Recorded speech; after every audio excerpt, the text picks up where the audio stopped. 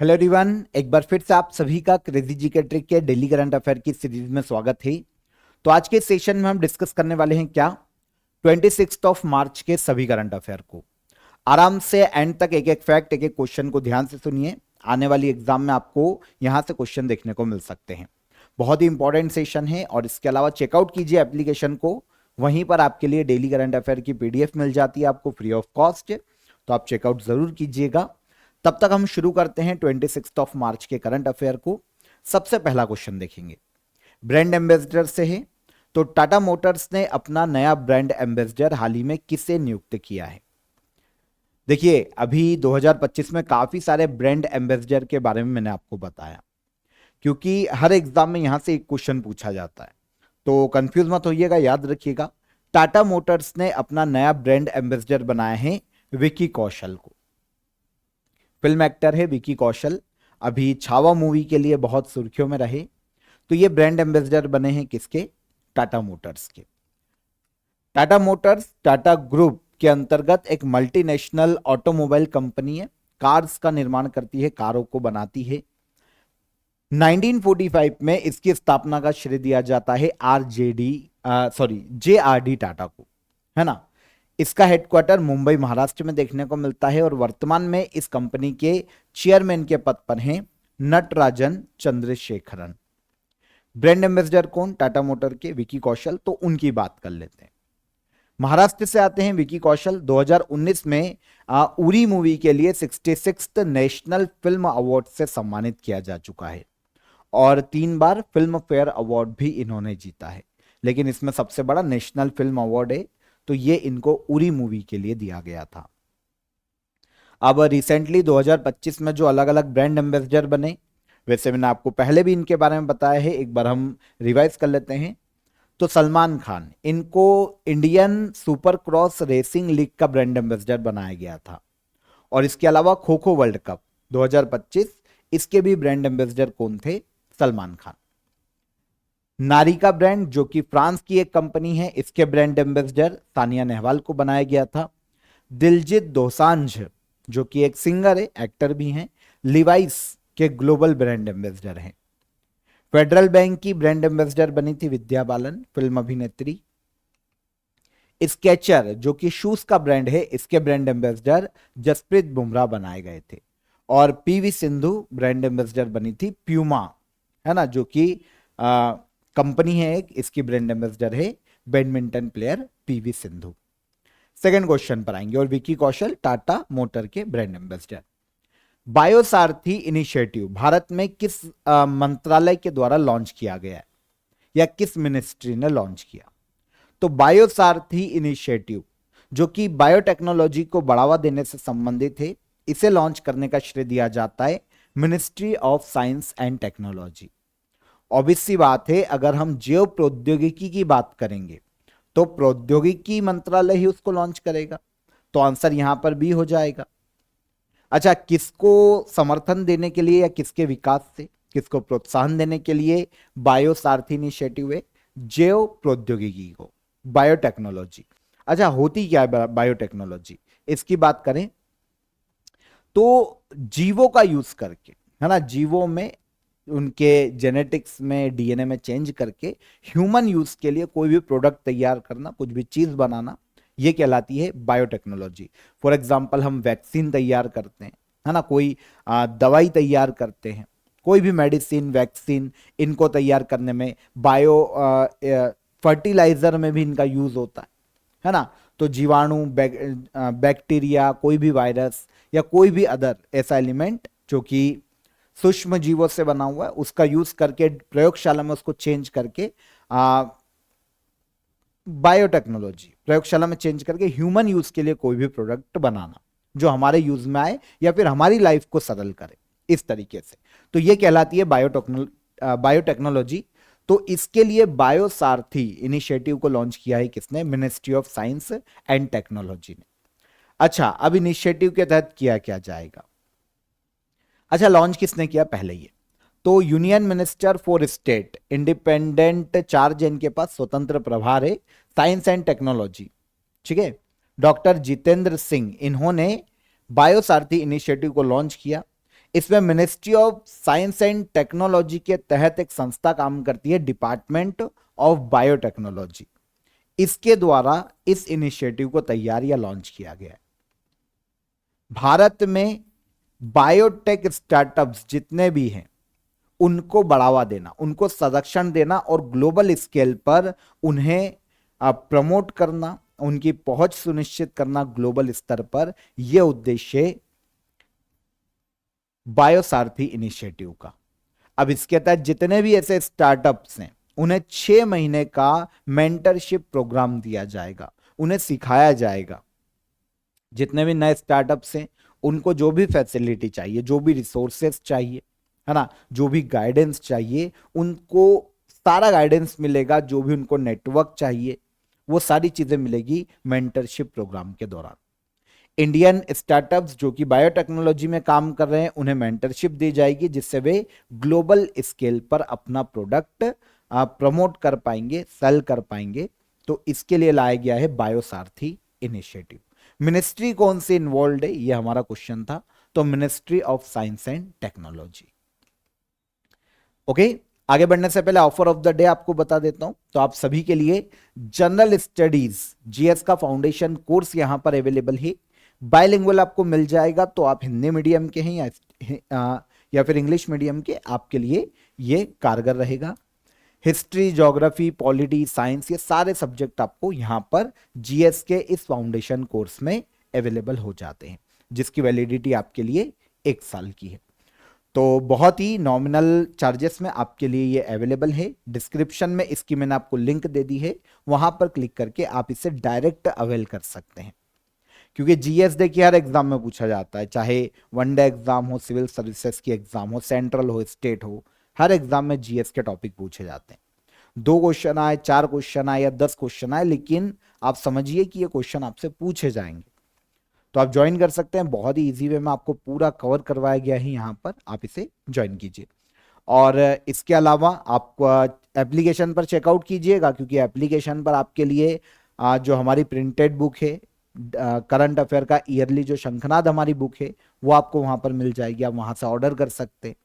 अब ऐसे आपके जो आसपास बुक स्टोर है वहां पर भी आपको ईयरली करंट अफेयर की शंखनाद बुक मिल जाएगी, क्रेजी जीके ट्रिक की। अगर आपको अवेलेबल नहीं होती है किसी कारण से, तो आप एप्लीकेशन से ऑर्डर कर सकते हैं बुक को, प्रिंटेड बुक आपके घर पर पार्सल की जाएगी। ठीक है, चलिए। अकाई अभ्यास किसके बीच आयोजित किया जाएगा? तो ये एक नेवल एक्सरसाइज है, जिसका अगर हम नाम देखेंगे ना तो ये है अकाई नेवल एक्सरसाइज। इसका आयोजन किया जाएगा इंडिया और 10 अफ्रीकी देशों के मध्य में। इंडिया और 10 अफ्रीकी देशों की जो नेवी है वो यहां पर पार्टिसिपेट करने वाली है। देखिए, इंडियन नेवी ने पहली अफ्रीका इंडिया की मैरीटाइम एंगेजमेंट एक्सरसाइज, जिसे शॉर्ट में कहा गया है अकाई, इसके आयोजन करने की घोषणा की है। 10 अफ्रीकी कंट्रीज कि नेवी और इंडियन नेवी के मध्य में इसे आयोजित किया जाएगा और संयुक्त रूप से 2 कंट्री से होस्ट करेगी, इंडिया और तंजानिया। इंडिया और तंजानिया होस्ट करेगी, 10 अफ्रीकी देश यहां पर शामिल होंगे। आयोजन तंजानिया के डर एस सलाम, पर्टिकुलर प्लेस का नाम है डर एस सलाम, यहां पर आयोजित किया जाएगा तंजानिया में, और 6 दिन तक यह नेवल एक्सरसाइज चलेगी। 10 अफ्रीकी देशों में Comoros, Djibouti, Eritrea, Kenya, Madagascar, Mauritius, Mozambique, Seychelles, दक्षिण अफ्रीका, तंजानिया, ये देश हमको देखने को मिलेंगे। होस्ट कंट्री 2 है, इंडिया और अफ्रीकी देश तंजानिया, और बाकी सभी जो भाग लेने वाली है वो देश है। देखिए यहां पर जो अकाई, इसका नाम दिया गया है ना, एक्मी के नाम से भी इसे पुकारा जाता है। यहां पर एक संस्कृत वर्ड है जिसका अर्थ होता है यूनिटी। इसका सीधा सा वर्ड का आंसर है यूनिटी। तो अकाई या एक्मी जो नेवल एक्सरसाइज है इंडिया और अफ्रीका के 10 देशों के मध्य में आयोजित किया जाने वाला है। उद्देश्य देखिए तो अफ्रीका या फिर इंडियन ओशियन या अटलांटिक ओशियन में जो पायरेट्स की प्रॉब्लम है, जो वहां पे डाकू की समस्या है, एक तो उनसे निपटना, और अफ्रीकी देशों और इंडिया के मध्य में कोऑपरेशन और कोऑर्डिनेशन को बढ़ावा देना, इस नेवल एक्सरसाइज को आयोजित किए जाने का मुख्य उद्देश्य।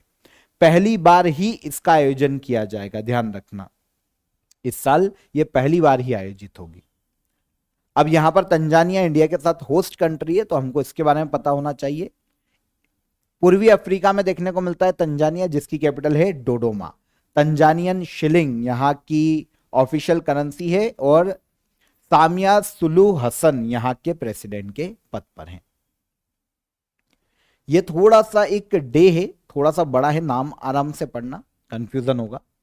International day of remembrance of the victim of slavery and the trans Asiatic slave trade, पूरा नाम है। इसको अगर हम हिंदी में पढ़े तो दास्ता और ट्रांस अटलांटिक दास व्यापार के पीड़ितों की स्मृति का अंतर्राष्ट्रीय दिवस हर साल कब मनाया जाता है? तो ये डे हर साल मनाया जाता है 25 मार्च को। जो ऐसे लोग हैं जो कि दास रह चुके हैं, जिनको गुलाम बना के रखा गया था, है ना, जो कि ट्रांस अटलांटिक के देशों में जब जो ब्रिटेन है, जब पूरे वर्ल्ड के अलग अलग देशों पर उसका शासन था, तब बहुत सारे लोग हैं अफ्रीका के, वहां के मूल निवासी, जिनको गुलाम बनाकर दूसरे देशों में बेचा जाता था। तो उनके अधिकारों का सम्मान करने के लिए, जो उस वक्त गुलाम रह चुके हैं, उन लोगों के सम्मान में, और पूरे वर्ल्ड में जो स्लेवरी है उसकी समस्या को खत्म करने के लिए लोगों को अवेयर करना, यह उद्देश्य international day of remembrance of the victim of slavery and the trans Atlantic slave trade को मनाए जाने का। कब मनाया जाता है? तो हर साल यह मनाया जाता है 25 मार्च को। तो उद्देश्य भी आपको क्लियर हो जाता है, मनाया कब जाता है, डेट आपको क्लियर हो जाती है। शुरू कब किया गया था? तो यूनाइटेड नेशन जनरल असेंबली के द्वारा 2007 में इसे मान्यता दी गई थी और पहली बार इसे एड्रेस किया गया 2008 में। उद्देश्य वही, जितने भी गुलाम रहे, महिला हो, बच्चे हैं, पुरुष हो, उनका सम्मान, उनके सम्मान में उनको याद करना जो रह चुके हैं, और भाई इन फ्यूचर जो नस्लवाद है उसको खत्म करना, स्लेवरी जो है उसको खत्म करना, जो व्यापार किया जाता है अमानवीय बच्चों का, महिलाओं का, उसको खत्म किया जाना, लोगों को इसके प्रति अवेयर करना। International day of remembrance of the victim of slavery and the trans Asiatic slave trade को मनाए जाने का मुख्य उद्देश्य 25 मार्च को। अब यहां पर मार्च के अदर डे भी देख लेते हैं हम। तो वर्ल्ड डाउन सिंड्रोम डे मनाया जाता है 21 मार्च को। इंटरनेशनल डे ऑफ फॉरेस्ट 21 मार्च को ही मनाया जाता है। वर्ल्ड स्पैरो डे कब मनाया गया था, पढ़ा था हमने, 20 मार्च को। और साथ ही साथ अगर हम इंटरनेशनल डे ऑफ हैप्पीनेस की बात करें, अंतर्राष्ट्रीय प्रसन्नता दिवस, तो यह भी कब मनाया जाता है, 20 मार्च को। वर्ल्ड मेट्रोलॉजिकल डे 23 मार्च और वर्ल्ड ट्यूबरक्लोसिस या टीबी डे 23 मार्च को मनाया जाता है। इसको हमने कल या परसों डिस्कस किया था। भारत के नए वित्त सचिव के रूप में किसे नियुक्त किया गया है? यहां पर बात हो रही है भारत के फाइनेंस सेक्रेटरी की। तो भारत में नए फाइनेंस सेक्रेटरी जो कि फाइनेंस मिनिस्ट्री के अंतर्गत हैं, नियुक्त किए गए हैं अजय सेठ, फाइनेंस सेक्रेटरी। अच्छा, फाइनेंस सेक्रेटरी का काम क्या होता है? पहली चीज तो ये आती, ये है अजय सेठ। फाइनेंस सेक्रेटरी की बात करें तो मिनिस्ट्री ऑफ फाइनेंस के अंतर्गत जो एडमिनिस्ट्रेटिव हेड है वो फाइनेंस सेक्रेटरी होता है।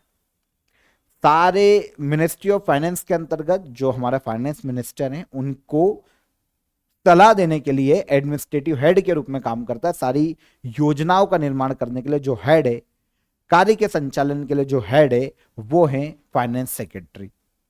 यहां पर आपको एक इंटरेस्टिंग फैक्ट पता होना चाहिए, जो कि 1 रुपए का नोट होता है ना, उस पर फाइनेंस सेक्रेटरी के साइन होते हैं। पुराना आपके पास रखा होगा तो आप उस पर देखना वित्त सचिव के साइन रहते हैं, फाइनेंस सेक्रेटरी। तो अभी लेटेस्ट नए फाइनेंस सेक्रेटरी इंडियन गवर्नमेंट ने किसे बनाया? अजय सेठ को।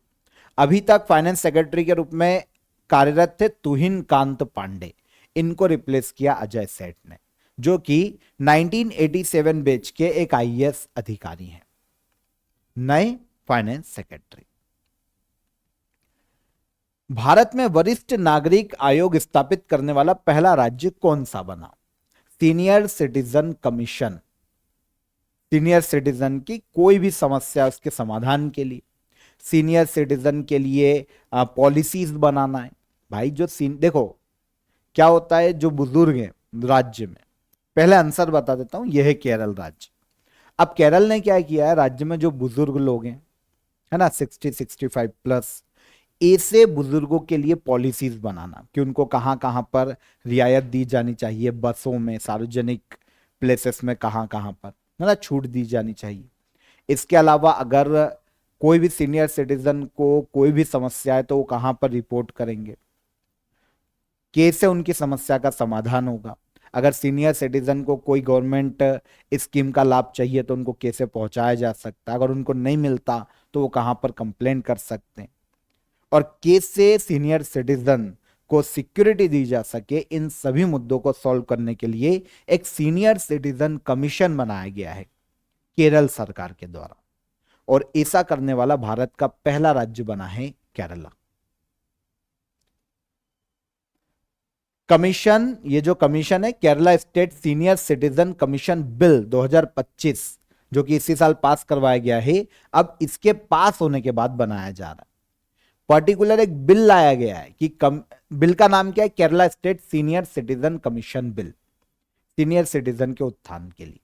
और अब इस बिल के आधार पर स्थापित किया जाएगा सीनियर सिटीजन कमीशन, मतलब यह हो गया एक वैधानिक निकाय, क्योंकि प्रॉपर कानून बनाकर इसको इंप्लीमेंट किया जा रहा है। तो यह एक स्टेचुरी बॉडी हो जाएगी सीनियर सिटीजन कमीशन, एक वैधानिक निकाय हो जाएगा। राज्य में, केरला में जितनी भी एल्डर पॉपुलेशन है, जितने भी बुजुर्ग लोग हैं, उनके कल्याण के लिए यह कमीशन काम करेगा।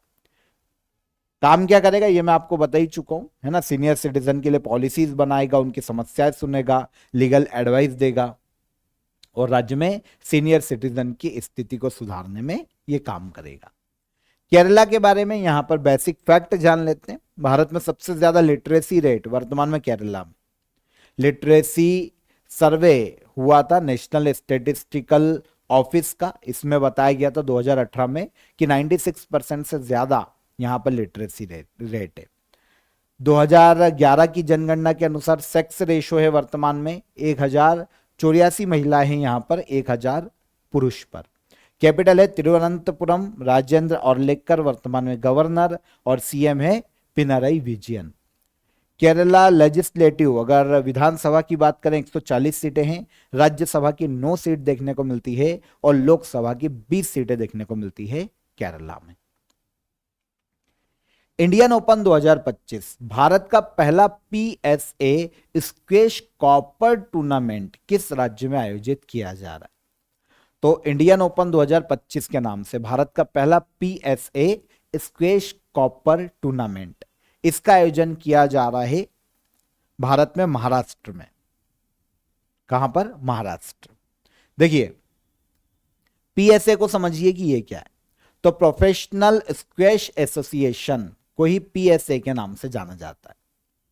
अब इसके द्वारा पीएसए स्क्वैश कॉपर टूर्नामेंट, अभी तक कॉपर टूर्नामेंट देखिए 250 से ज्यादा professional squash association PSA squash tour का आयोजन करवाता है। समझना क्या बोल रहा हूं, पीएसए स्क्वैश टूर का आयोजन करवाता है हर साल। बहुत सारे अलग अलग इवेंट आयोजित किए जाते हैं, 250 से ज्यादा टूर्नामेंट होते हैं इसके पूरे वर्ल्ड में, जिसमें भाई अलग अलग कैटेगरीज होती है, गोल्ड, सिल्वर टूर्नामेंट, और ऐसी अलग अलग कैटेगरीज होती है। कॉपर टूर्नामेंट अभी तक सारे इंडिया में हो चुके हैं, लेकिन कॉपर टूर्नामेंट इंडिया में नहीं हुआ था। अब पहली बार हो रहा है कि पीएसए स्क्वैश कॉपर टूर्नामेंट का आयोजन इंडिया में किया जा रहा है। ये 24 मार्च को शुरू हुआ है और 28 मार्च तक महाराष्ट्र में आयोजित किया जा रहा है।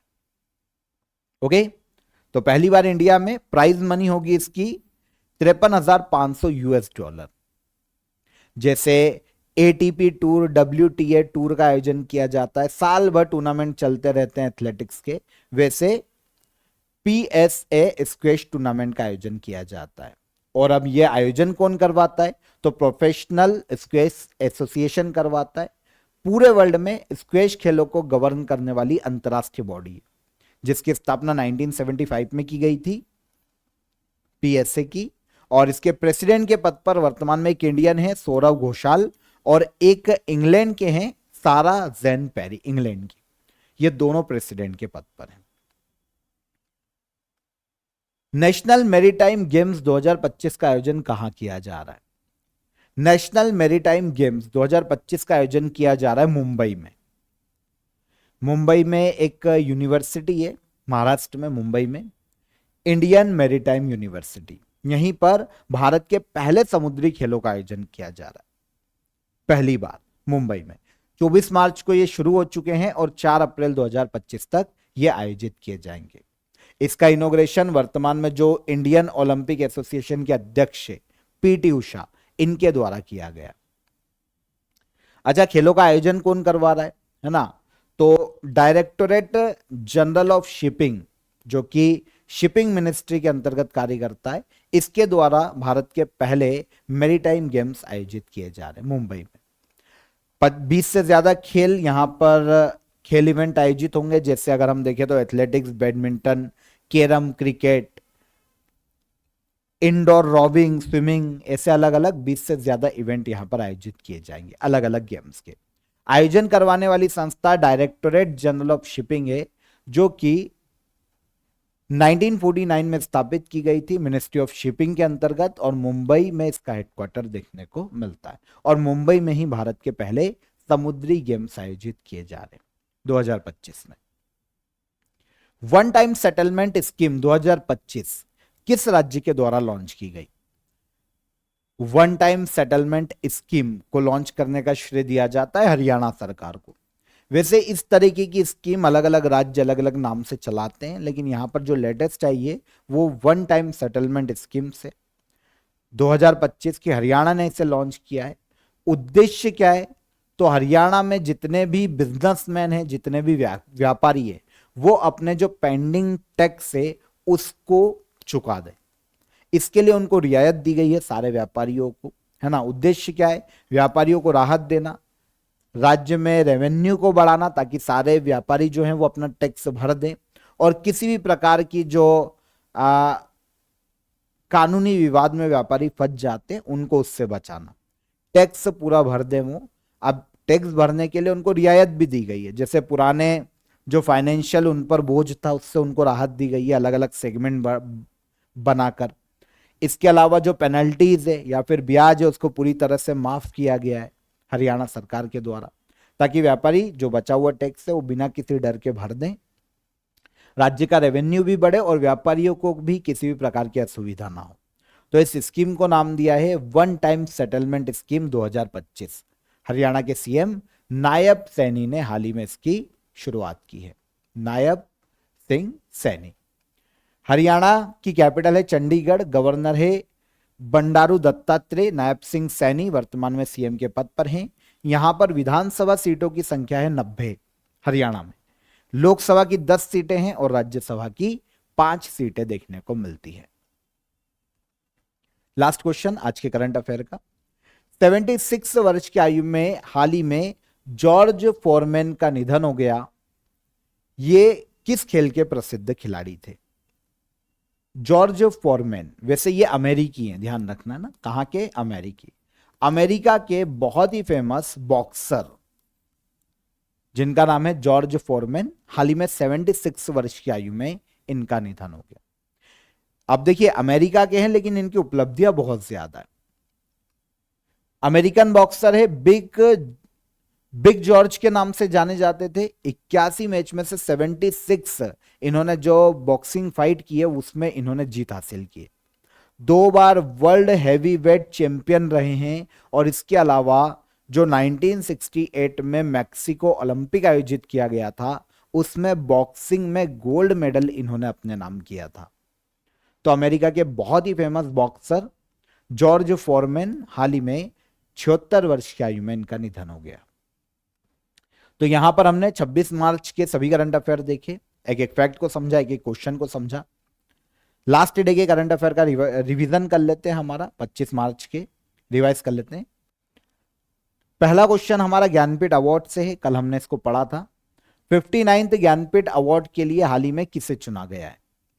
तो सर्वोच्च साहित्यिक सम्मान 59th ज्ञानपीठ अवार्ड दिया जाएगा विनोद कुमार शुक्ल को, हिंदी के लेखक हैं।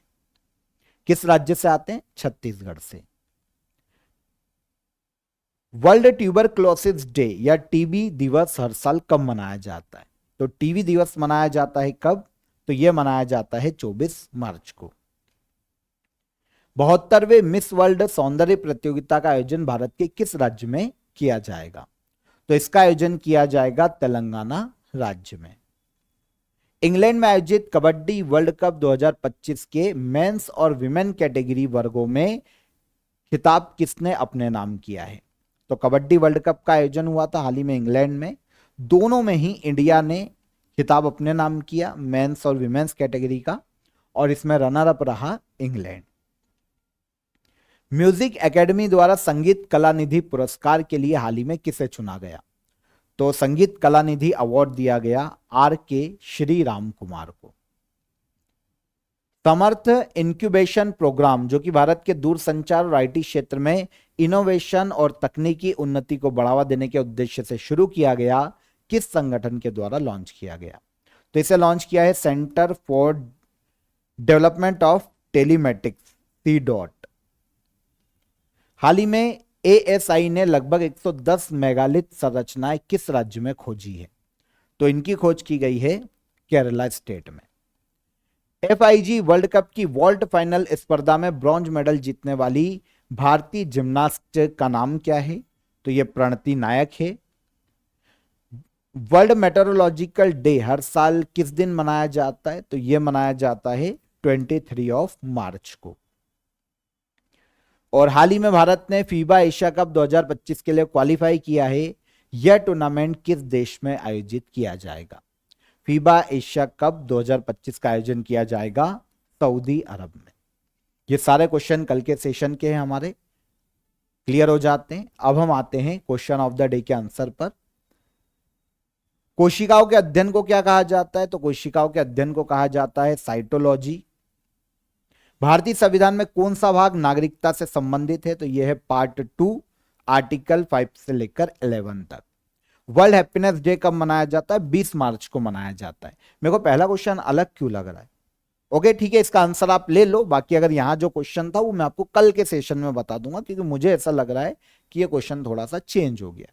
ठीक है, एक नया क्वेश्चन मिल गया हमको, इसको भी नोट कर लो। और यहां पे जो क्वेश्चन था वो मैं आपको कल बता दूंगा। तो कोशिकाओं के अध्ययन को साइटोलॉजी कहा जाता है। ठीक है, लार में कौन सा एंजाइम स्टार्च को जोड़ता है, तोड़ता है? पहला क्वेश्चन, लार में कौन सा एंजाइम स्टार्च को तोड़ता है? सेकंड, किस अनुच्छेद में संस्कृति एवं शिक्षा के अधिकार का उल्लेख किया गया है? सेकंड क्वेश्चन, टाइफाइड मानव शरीर में किस अंग को प्रभावित करता है?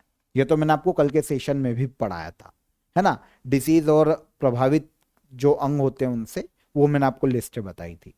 तो तीनों क्वेश्चन को नोट कीजिए, कमेंट में आंसर कीजिएगा। सेशन कैसा लगा ये भी बताइए। पसंद आया हो तो लाइक और शेयर कर दीजिएगा। चैनल पर पहली बार आए हैं तो चैनल को सब्सक्राइब कर लीजिए। कल फिर मुलाकात करेंगे। एप्लीकेशन को विजिट जरूर कीजिएगा, क्योंकि वहां पर आपके लिए काफी सारे कोर्सेस आपको देखने को मिल जाएंगे एग्जाम ओरिएंटेड, आपके एग्जाम में आपको काफी हेल्प करेंगे। कल मुलाकात करेंगे। जय हिंद, जय भारत।